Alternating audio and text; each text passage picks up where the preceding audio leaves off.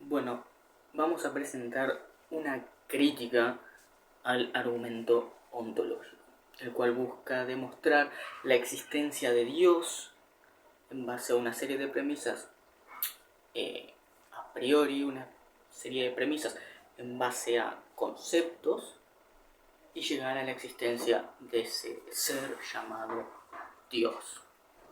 Pero antes de hacer una crítica, primero debemos presentar el argumento de la forma más estructurada y correcta posible y la forma más sencilla para que se pueda entender cómo se llega de A a B. El argumento parte así. Hay un ser máximamente perfecto o mayormente grande en cuanto a grandeza, que una grandeza mayor o una perfección mayor, o el ser mayor necesario. Por ejemplo, Leibniz lo presenta de esta manera para evitar el tema de la perfección. Entonces, este ser puede pensarse, es el mayor que puede pensarse, el ser más necesario que se puede pensar, el ser más grandioso, más grande que se puede pensar. Este ser está ahí. Primera premisa, existe este ser, se puede pensar. Segunda premisa, incluso la persona más escéptica, la persona más atea, tiene una noción de esto, de esta idea. Puede formularse una noción de esta idea. Tercera premisa, un ser que tenga esta característica existe, porque la existencia es una perfección. La existencia es una grandeza. La existencia es algo necesario de un ser máximamente necesario. Esto es así porque un ser que solamente existe en la mente es menos perfecto, es menos necesario, es menos grandioso que un ser que existe en la mente y a su vez en la realidad. Por tanto, la existencia es una grandeza, una perfección, una necesidad del ser más necesario. Bueno, entonces tenemos un ser máximamente perfecto, o máximamente grandioso, o máximamente necesario, que existe. Esa es la primera parte del argumento. Segunda parte. El ser máximamente grandioso, perfecto o necesario existe. Dios es el ser más necesario, el ser más perfecto, el ser más grandioso por definición de Dios. Entonces, como esto es equivalente a esto, Dios existe. Esa sería, por así decirlo, la forma en la que se desarrolla el argumento ontológico de la forma más simple que se pueda explicar. Este argumento tiene problemas. ¿Cuáles son los problemas que yo le veo? Bueno, los problemas que yo le veo son 4. El primer problema es una contradicción interna en la idea de el ser que solo existe en la mente y el ser que existe en la mente y en la realidad. Si tú analizas estos dos conceptos, el ser que existe en la mente y el ser que existe en la realidad, son contradictorios. ¿Por qué? Porque el ser que existe en la mente, en teoría, por la primera premisa, debería ser el más grande, debería ser el más perfecto, debería ser el ser más necesario. Ahora bien, el ser que existe en la mente no es el ser más grande, el más necesario y el más perfecto, porque carece, si existiera solo en la mente, carece de la existencia en la realidad, lo cual dijimos que es una perfección, una grandeza o bien una necesidad del ser necesario. En consecuencia, el ser que existe en la mente y en la realidad es más perfecto que el que existe solo en la mente.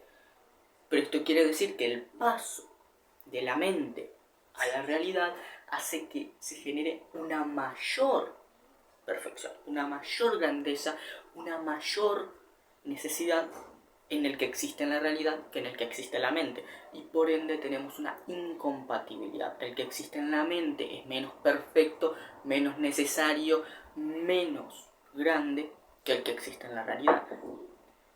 Pero nosotros pasamos de que el que existe en la mente debería ser el que existe en la realidad. Porque como Dios es el mayor, entonces estos dos deberían ser equivalentes. Pero como vemos, el que existe en la realidad es más perfecto, es más grande, es más necesario que el que existe en la mente. Y por tanto, como el que existe en la mente siempre va a estar por detrás del que existe en la realidad, no podemos hacer este paso de la mente a la realidad. Porque siempre vamos a estar por detrás. Y como el argumento necesariamente necesita que el de la mente sea el mayor posible, sea el mayor, entonces tenemos una contradicción. El ser que existe en la mente debe ser el mayor, pero realmente no es el mayor en ninguna de estas tres características, estas tres versiones que he presentado. El segundo problema parte de la idea de la existencia. La existencia, al menos por este argumento, podemos decir que no es necesariamente una perfección, una grandeza o algo necesario. Veámoslo. Dios es un ser máximamente perfecto, o un ser máximamente grande, o un ser máximamente necesario. Dios existe y la existencia es una perfección, una grandeza, una necesidad. Por otro lado, Dios también omnibenevolente, o al menos desde un punto de vista clásico y neoclásico, tiende a ser omnibenevolente. Por tanto, nosotros decimos que esa omnibenevolencia es en sí mismo una perfección, una grandeza, una necesidad. Porque de lo contrario, nosotros, si esto no fuera una perfección, una grandeza o una necesidad, podríamos decir que eso hace que sea menos perfecto, menos grande o menos necesario. Y podríamos suplantar eso por lo que sí, por su contrario, porque si esto no lo es, entonces su contrario debe serlo, por el hecho de que es lo contrario, entonces tendríamos un ser más perfecto que este, más necesario que este, más grande que este. Entonces la omnibenevolencia debe ser. Ahora bien, si la omnibenevolencia lo es, entonces el bien en sí mismo es una perfección, es una grandeza, es algo necesario. Entonces, si es algo necesario, entonces existe, el bien existe, la omnibenevolencia existe, porque la existencia es una perfección y como todo esto está en lo omniperfecto, en lo máximamente perfecto o en lo omninecesario, porque lo máximamente necesario, entonces existe. Ahora bien, ¿qué pasa con la omnimalevolencia? Lo contrario a la omnibenevolencia. ¿Qué pasa con el mal? El mal, bajo esta definición, no se explica, porque el mal, si el bien es lo perfecto, el mal debe ser lo imperfecto, porque es lo contrario al bien. Y por tanto, como el mal es lo imperfecto, no puede tener la perfección de la existencia. O si el bien es lo grande, el mal tener la grandeza de la existencia o la necesidad de la existencia. Porque no le haría ser más perfecto que lo imperfecto, le haría ser más necesario que lo innecesario, que por definición sería el ser lo contrario. En consecuencia, el mal, por la definición de la existencia como necesidad, como perfección y como grandeza, no debería existir. Pero evidentemente el mal existe. Por tanto, o bien Dios no es omnibenevolente, o bien la existencia no es una grandeza, una perfección o una necesidad. Hemos presentado dos críticas internas. Ahora vamos a presentar dos críticas externas. para completar estas 4 críticas mencionadas anteriormente. La primera crítica externa es que parece ser correcto, pero a la vez no. ¿Por qué? Porque es un argumento ambiguo. Como partimos de la mente, entonces realmente no sabemos, no tenemos un markup, una vara con la cual definir qué es lo perfecto, qué es lo grandioso, qué es lo necesario. Entonces tú puedes llegar a una noción de Dios muy diferente a la de otros.